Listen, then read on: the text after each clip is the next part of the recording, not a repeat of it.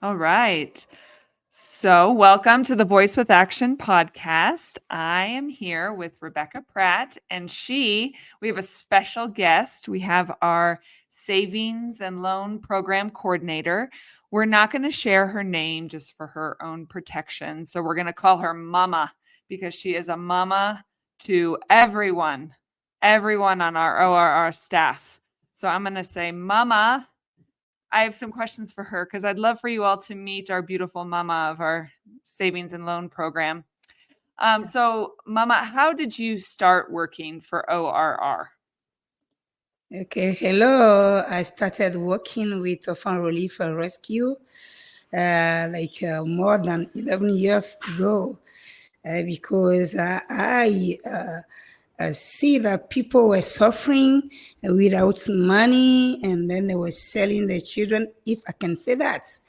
So they were trafficking their children because of lack of money, because of like poverty. So I jump into that vision with Rebecca in ORR program.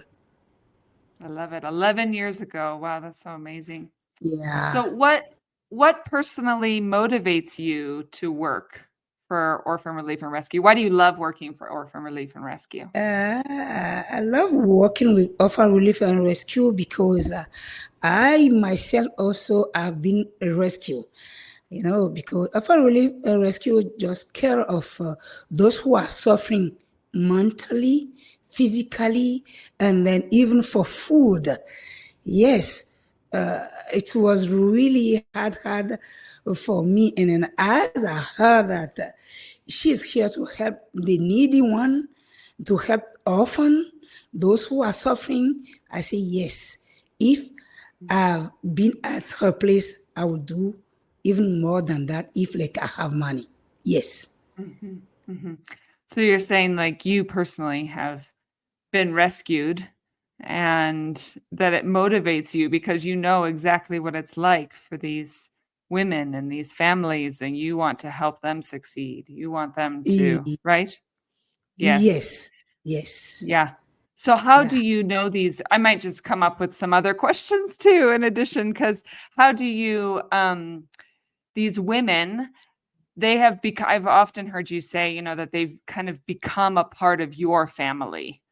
That these women that you work with in the savings and loan program are they're like your sisters in your Yeah. family, right? And they Yes. are, yeah. So as family, well, what was it like? I would love to know, what was it like before our anti-trafficking program began? So in the first, back in those first 6 months when you were learning from these women why they were sending their children away to work, what was it like for them before ORR came? Lack of knowledge. They don't know how to do it because they have many children to feed. And then they didn't have enough money to do it. So they are obliged to go and borrow money from somewhere else. And then on top of 1,000, they'll collect 300. That's really too much for them. And then they'll be working for others, working for those who give them the money. And then they cannot feed the children. And then when the kids are sick, they don't know how to take the kid to the hospital. And then some of them can be dying or they will be sent to Nigeria or somewhere else. Mm-hmm. Yeah. So when she's talking numbers, she's talking in the different currency. Yeah. But basically, it was a 30% loan amount that they would have to pay in interest when they would get a conventional loan somewhere or from someone else. Yeah. So it was a huge hardship, and they just couldn't even pay back those loans. Yes. So that's what she's talking about with the on top. Yep. Yeah. So if these women were trying to create some kind of business to bring in food for their family, the loans were so astronomically high that they couldn't even pay it back, right? And there was no banking system for them to correct. Is that correct? Yes. Yeah. Yeah. Yeah.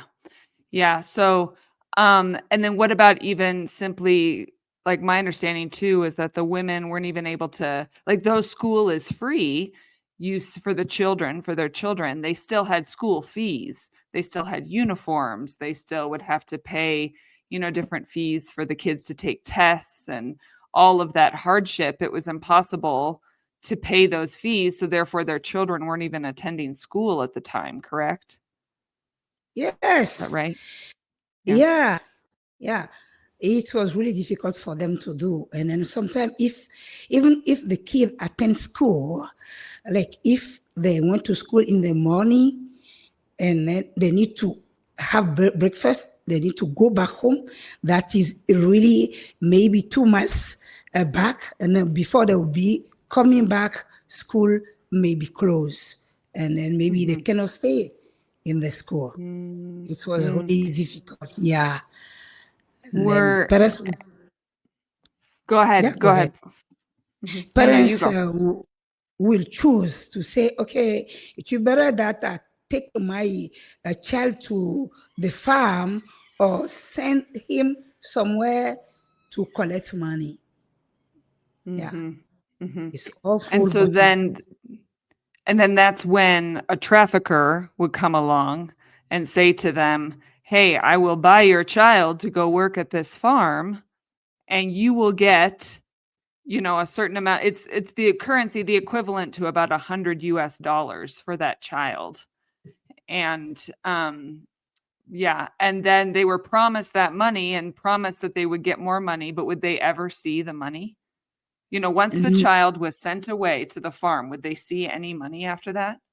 no, maybe it will be like quarter of what they promise, and then Mm, the parents will be begging, crying, do this, but your child have gone already, and then you don't even know the place they are, and then sometimes he will take them to a first place, they will maltreat them, they'll go to another one, and then you won't see them. So they will just uh, tell you about that money to show, oh, we can do it, but they can never do it. They won't do it. mhm. Yes. Yeah, so the child could be sold to one farm or to one family, but then sold to another farm and another family. So once your child's gone, you will probably never see them again, right? And Yes. some of them Or, die at a very young age. yes, sometimes they can bring back the dead body, or the kid will just disappear. Yes. It's heartbreaking. And so that's part of was it part of the ORR coming into being was to educate these mothers of what's really happening to their children, right? Because in their mind, right, wasn't that part of the process was that they didn't even know what was happening to their children or the conditions that their children were living in and going to? Yeah. Orphan relief and rescue is really rescuing them. And they are so grateful for that. Those who have already sent their children, if they find a way to bring them back, they are quickly bringing them back, and they are happy to have their children with them at the same place, so we can offer relief and rescue will take good care of them, help them with food, with uniform, with everything. Yes. Mhm. So if a mother comes into our savings and loan program and says, "I have sent my child away," how do they get them back? Do you know? We have our team here. We have our social worker. We have a marvelous mom. We have a solid team that have the same hearts like what ORR have. And then we sometimes will give them money. They will travel or send somebody to bring back the kids. Like that's what we used to do. Yeah. I remember one story of a trafficker, that he came to know Jesus. And because he came to know Jesus, he said, "I know where these children are. I will show you where some of them have been sent." And he no longer is trafficking children, but now he traffics animals and pigs along the same route and sells animals and rescues children, correct? Perfect. Yes. Yeah. Coming to know Jesus is Yeah. helpful for many of them. And then even I remember one also who just gave us two or three of his children, and then hiding us that they are motherless or something like that. When they were come to know Jesus, he said, I was lying before. Now I'm like withdrawing my own children because I'm still alive. And then I know Jesus now. So you can pick the real orphan now. You can work with the really needy one. So powerful Mm-hmm. with Jesus. Yes. I know it makes all the difference. So, can you, one of my questions for you was to share a particularly impactful experience you've had while working for ORR. So, is there a testimony or a story that comes to your mind in working for ORR that, like a wow Mao God? Wow Mao is creator God, and Yes. yes, is there a wow Mao story that you'd love to share? Yeah, for sure. Many, many, many. But just let me tell you about how I started.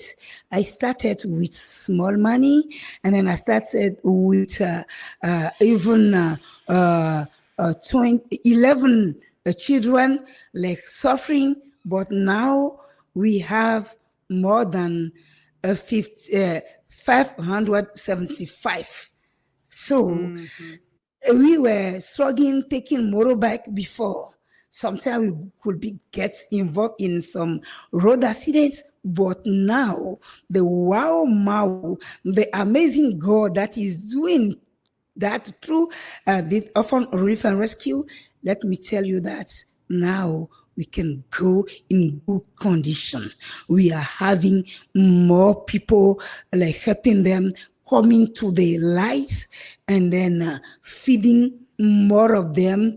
I also, because I'm the first one that have been rescued. Yes. I love it. I love Yeah. it.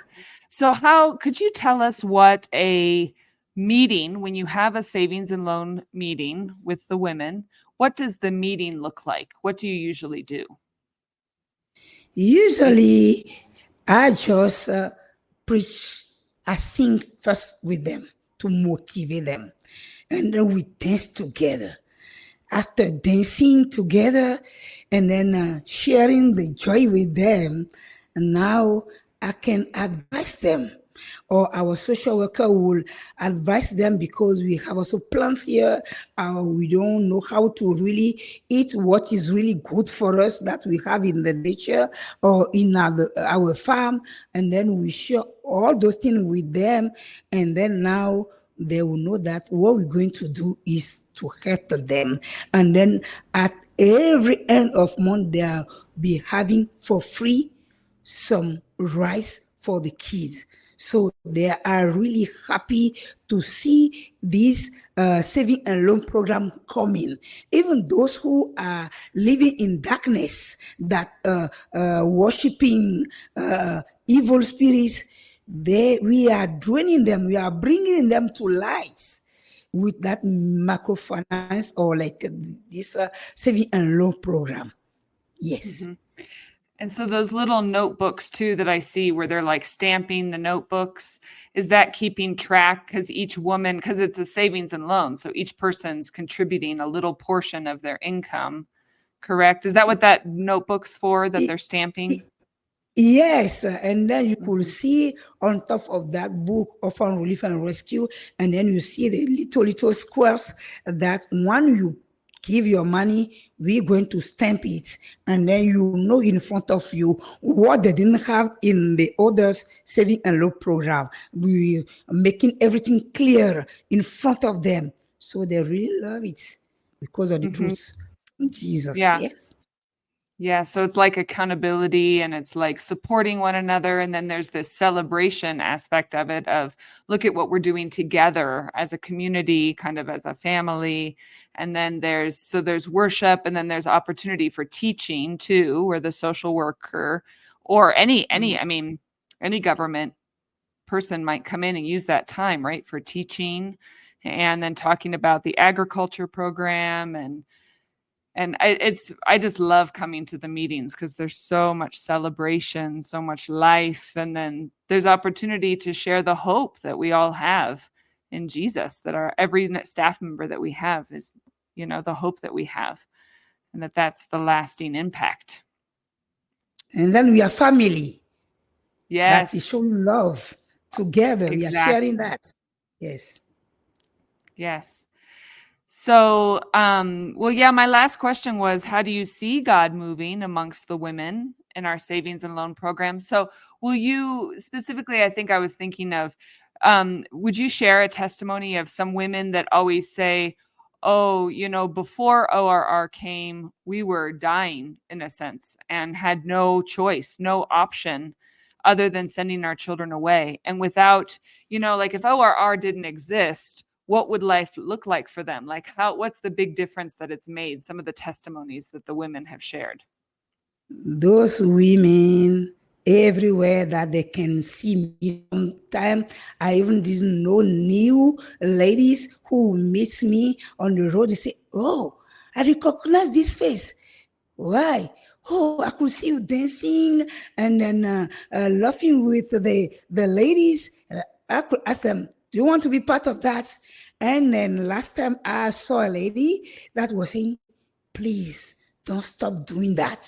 It's really helpful for me because before, even eating with my children was really difficult, but getting involved in this saving and loan program, I can have money and then with a little amount to pay on top. And then finally, I can raise animals. I could sell in the market and then feed my children.